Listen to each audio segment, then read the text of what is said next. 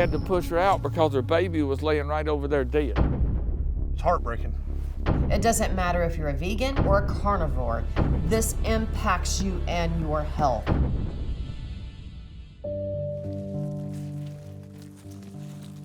Right across the street is where we saw the sludge for the first time. And after it sat out there for a few weeks is when it started smoldering, and it filled our whole valley with nothing but smoke because of everything igniting inside the flood.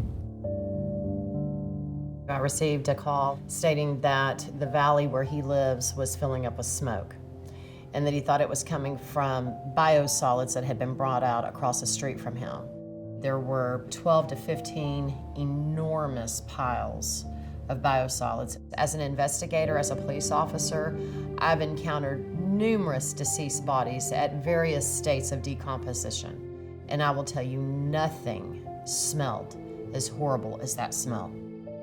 We'd never seen something to that caliber before. So the questions were, what is this and why is it happening?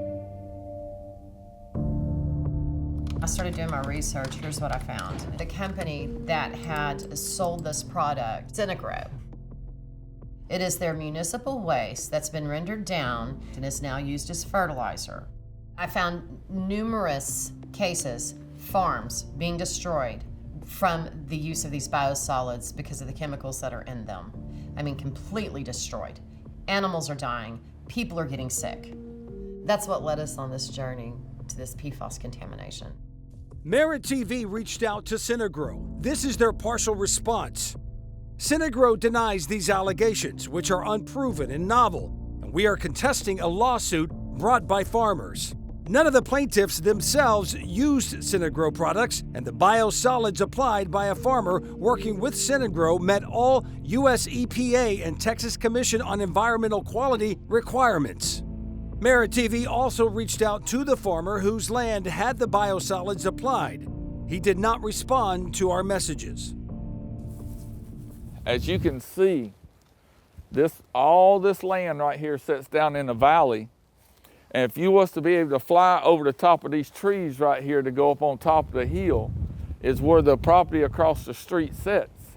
So as you can see, when the runoff comes down, the runoff comes across every bit of our land that sits down here in this valley.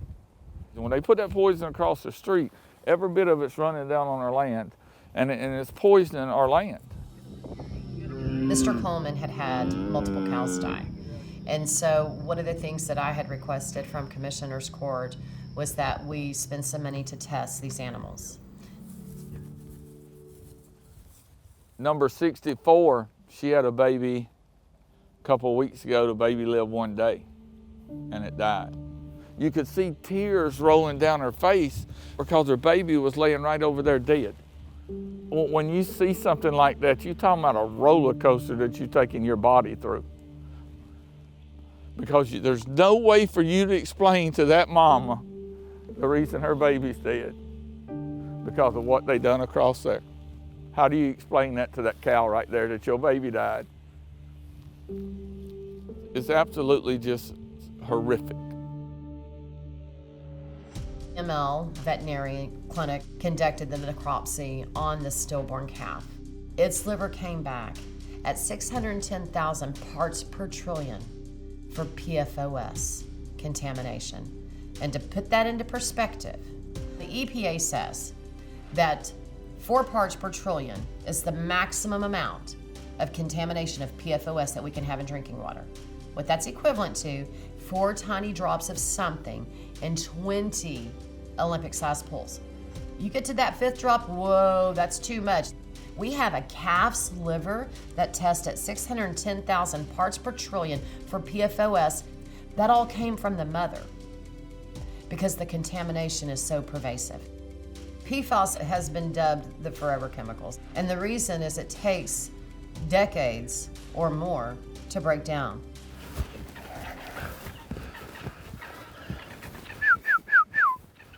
Come on, boys. Come on, boys. When I first started this farm, we had 4 horses. And through the years, we accumulated 4 more. And out of 14 years of being here, we've lost 4 of our horses. and now this is the last 4 remaining. There's nothing I can do. I don't know any veterinarians that can help us. I mean, even veterinarians are bedazzled and don't have a clue of what this chemical is that's hurting and killing these animals. It's heartbreaking.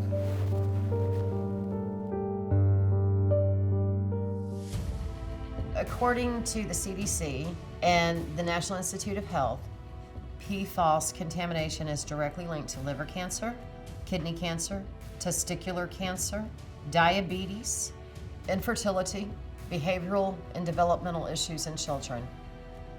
There is scientific proof that these are very toxic to humans and animals.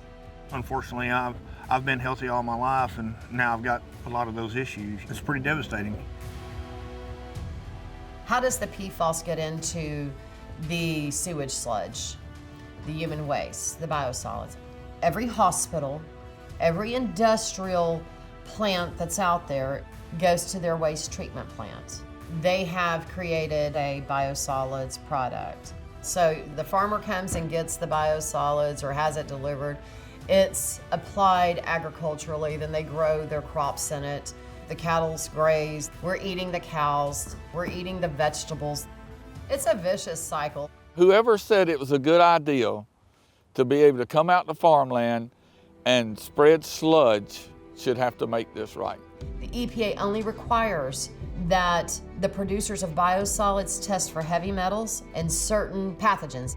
There's nothing on the books that prevents our victims from selling their cattle. That cow could have entered the food supply and could be being fed to your child right now. We're scared to death to sell anything. We can't sell our cows. For moral reasons, we don't want to hurt nobody. If we want to make America truly healthy again, we have got to stop contaminating our ag land with PFAS.